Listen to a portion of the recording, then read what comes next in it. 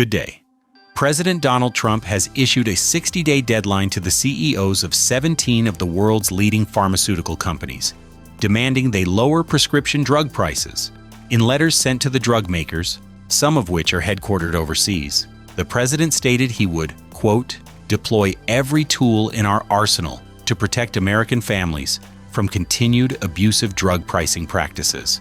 This action is a direct follow-through on a campaign promise and an executive order issued on May 12th.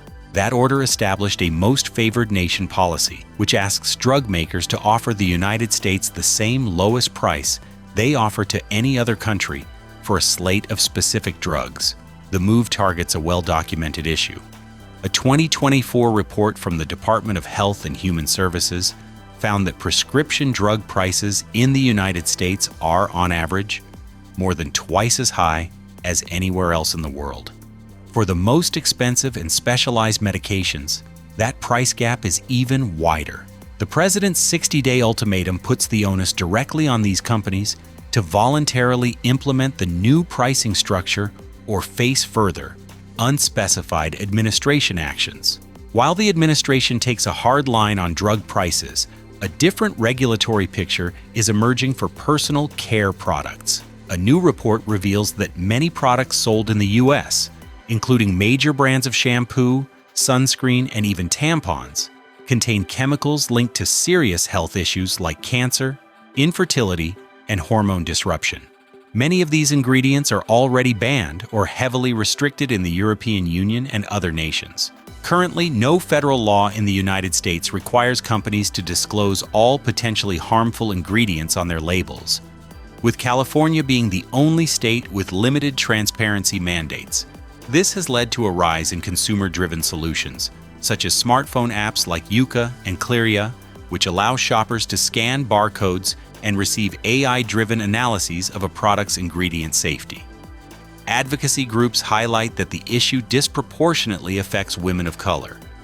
Tia Tomlin Harris, a two-time breast cancer survivor, noted that Black women spend 9 times more on beauty products, which often contain the highest concentrations of harmful ingredients like parabens, phthalates, and formaldehyde. In response to these concerns, the Safer Beauty Bill package has been reintroduced in Congress. It aims to ban toxic ingredients and increase disclosure requirements.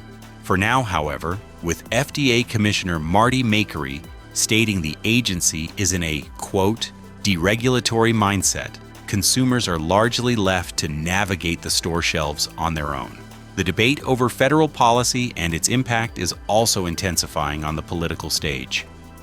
Former President Joe Biden, speaking at the National Bar Association's 100th annual gala in Chicago, launched a sharp critique of his successor. He told the audience of historically Black lawyers that the Trump administration represents an existential threat to minority communities. Biden stated, quote, "Not since those tumultuous days in the 1960s has this fight been so existential to who we are as a nation.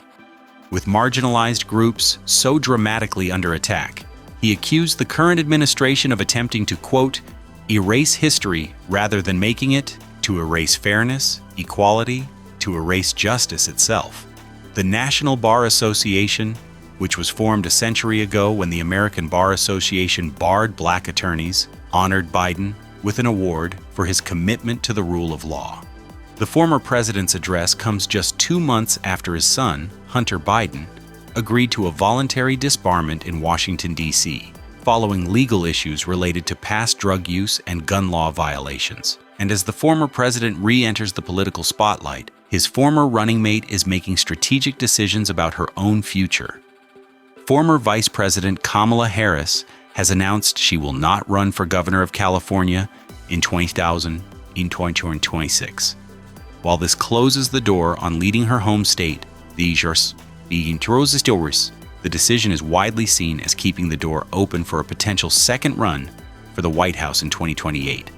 After losing the 2024 election to President Trump, Harris returned to California. Political analysts suggest that a gubernatorial campaign would have effectively taken a 2028 presidential bid off the table. By sidestepping the state-level race, she remains a prominent national figure. If she does run, she would enter the race as arguably the most recognizable Democrat in what is expected to be a large field of contenders, complete with a robust fundraising network built during the last cycle. However, she would also carry political baggage from the 2024 campaign, where Democrats lost not only the presidency, but also their Senate majority. Many in the party are reportedly looking for a fresh start and a new generation of leadership. One Democratic consultant noted, "If you're trying to take a different path for the party, it's hard to go backwards and pick the person who lost to Trump."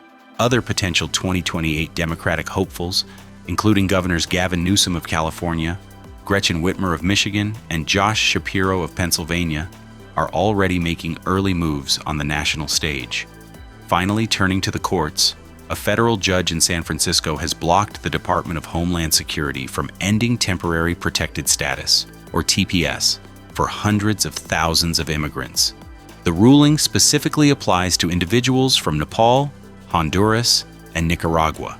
In her 37-page decision, U.S. District Judge Trina Thompson stated that the plaintiffs provided sufficient evidence to suggest the DHS decision to terminate the protections was predetermined. The judge argued the move was not based on an objective review of the current conditions in those countries, which include the lingering impact of major natural disasters. The ruling orders that the protections for these immigrants must remain in place, at least until the next scheduled court hearing on the matter, which is set for November 18th. This decision provides a temporary reprieve for those who are facing the possibility of losing their legal status to live and work in the United States.